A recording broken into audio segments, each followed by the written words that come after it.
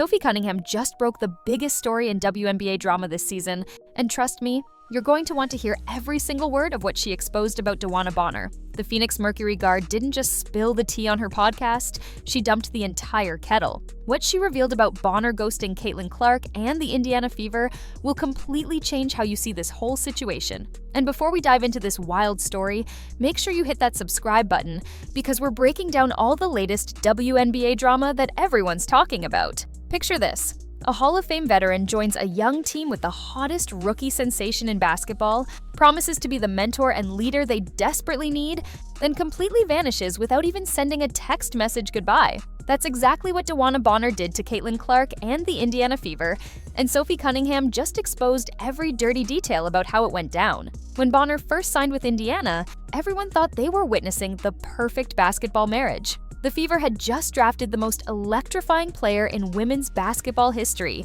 and now they were adding a proven champion to guide her. Bonner stood at that podium during her introductory press conference, talking about how excited she was to play with Clark, how she wanted to bring championship experience to Indianapolis, and how perfect the timing was with her kids living just up the road. She painted herself as the missing piece that would transform this young team into immediate contenders. But here's what nobody knew at the time. While Bonner was saying all the right things publicly, she was already having second thoughts privately. Sophie Cunningham, who played with Bonner in both Phoenix and Indiana, revealed on her podcast that the warning signs were there from day one. Bonner never really wanted to be in Indiana. She took the money, and we're talking about max contract money here, but her heart was never in it. The first red flag came during training camp. While Caitlin Clark was putting in extra hours in the gym, studying film until her eyes hurt, and doing everything possible to elevate her game, Bonner was going through the motions. Teammates noticed she seemed distant, disconnected, like someone counting down the days until vacation, rather than preparing for a championship run. But everyone gave her the benefit of the doubt, because, hey, she's a veteran who knows what she's doing, right? Wrong. Once the game started, Bonner's performance was absolutely embarrassing. We're talking about someone who was supposed to be this elite scorer, this veteran presence who could take pressure off Clark, and she was putting up 7.1 points per game. 7! That's not a typo. A supposed Hall of Famer was scoring less than most bench players, shooting bricks from three-point range, and looking completely lost on defense. Her 3.8 rebounds and 1.6 assists per game weren't just disappointing. They were insulting to everyone who believed in her. But wait, it gets worse. Much worse. Coach Stephanie White made the tough but necessary decision to bench Bonner just a few games into the season. Imagine being a veteran with her resume and getting benched on a young team that desperately needed leadership. Most players would use that as motivation to work harder, to prove they deserved those minutes. Not Bonner. She used it as an excuse to completely check out mentally. Here's where Sophie Cunningham's revelations get really juicy. According to Cunningham, Bonner didn't just accept the benching poorly, she basically stopped showing up altogether. First, it was mysterious absences for personal reasons. The team would list her as day-to-day, but nobody really knew what was going on. Players were asking questions in the locker room, coaches were trying to maintain order, and Caitlin Clark was left wondering where her supposed mentor had disappeared to. The timeline of Bonner's vanishing act is actually mind-blowing when you piece it together. One game she's on the bench looking miserable, the next game she's not even in the arena. The game after that, nobody knows where she is. The Fever kept putting out these vague statements about personal matters, but Sophie Cunningham confirmed what everyone suspected. There were no real personal issues. Bonner just didn't want to be there.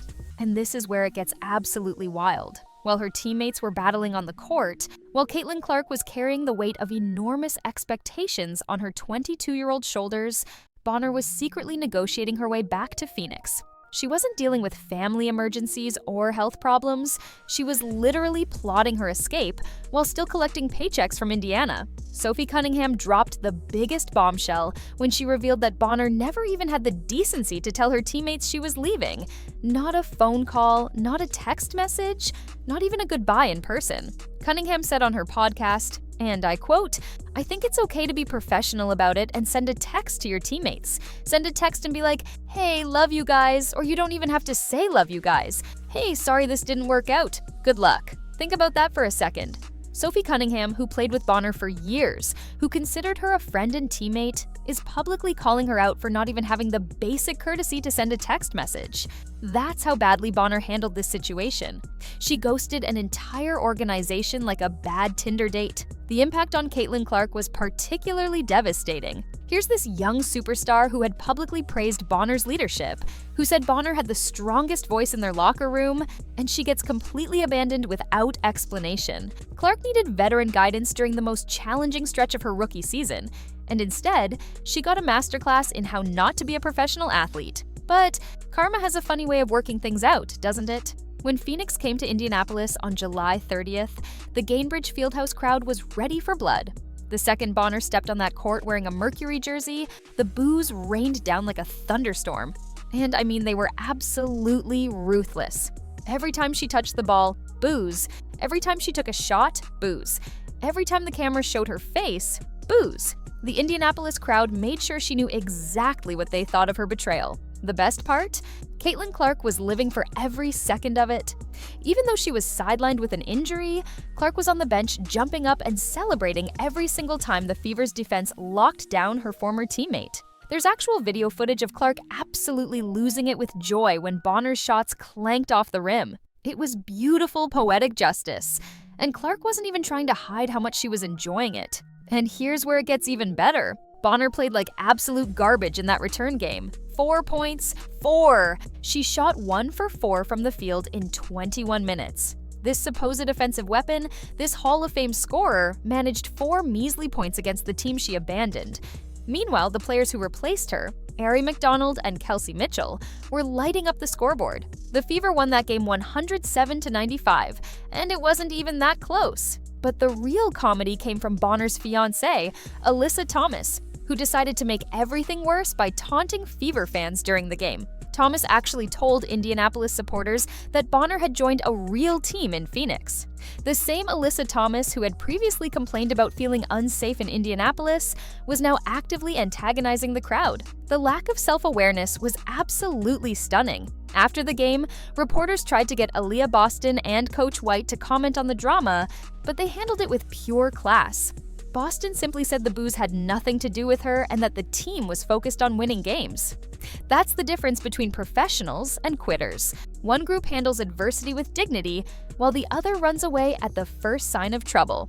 Sophie Cunningham's podcast revelations have completely vindicated Fever fans who felt betrayed by Bonner's exit. Cunningham wasn't some random analyst making assumptions. She was in that locker room, she saw everything firsthand, and she had the courage to speak the truth. When she said Bonner's departure was unprofessional and that she deserved every single boo she got, it confirmed what everyone already knew deep down. The most revealing part of Cunningham's comments was when she said she's usually neutral about player movement, but Bonner's exit was different. She literally said, "Unless you leave on some questionable stuff." And that's exactly what Bonner did. She left on the most questionable stuff possible, abandoning her team mid-season without even the courtesy of an explanation. What makes this whole situation even more pathetic is that Bonner tried to defend herself in interviews afterward, claiming she wouldn't do anything differently. Really? You wouldn't maybe send a text to your teammates? You wouldn't handle your exit like a professional? You wouldn't show even a tiny bit of respect to the organization that was paying you max money? The delusion is absolutely incredible. The truth is, DeWanna Bonner's betrayal might be the best thing that ever happened to the Indiana Fever. They discovered they didn't need fake veteran leadership when they had real leaders like Aaliyah Boston stepping up. They found out that hunger and commitment matter more than reputation and resume. Most importantly, they learned that Caitlin Clark didn't need a mentor who would quit at the first sign of adversity. She needed teammates who would fight alongside her through everything. Looking ahead to next season, the Fever are in a much better position without Bonner's toxic energy in their locker room. They've got young players who actually want to be there, veterans who understand what commitment means, and a superstar in Caitlin Clark who's learned valuable lessons about who you can and can't trust in this league. Sometimes addition by subtraction is the realest thing in sports. Sophie Cunningham deserves massive credit for having the courage to expose what really happened. In a league where players usually protect each other and keep locker room business private, she chose honesty over politics. She could have stayed quiet, could have given diplomatic non-answers, but instead she told the truth about someone who disrespected the game, disrespected her teammates, and disrespected the fans who pay to watch. The lesson here is simple. Character matters more than talent. Commitment matters more than credentials. And when you quit on Caitlin Clark and the Indiana Fever the way DeWanna Bonner did, you better believe the basketball world is going to find out about it. Sophie Cunningham made sure of that, and Fever fans will be forever grateful she did. This whole saga proves that the new generation of WNBA stars like Caitlin Clark and the young Fever Corps aren't just changing the game with their talent, they're exposing the veterans who can't handle the new standard of excellence. Bonner thought she could coast on her reputation, collect her checks, and bail when things got tough. She found out the hard way that this isn't your grandmother's WNBA anymore. The Fever are better off without someone who would ghost their teammates like that. Caitlin Clark is better off learning early who's really in her corner.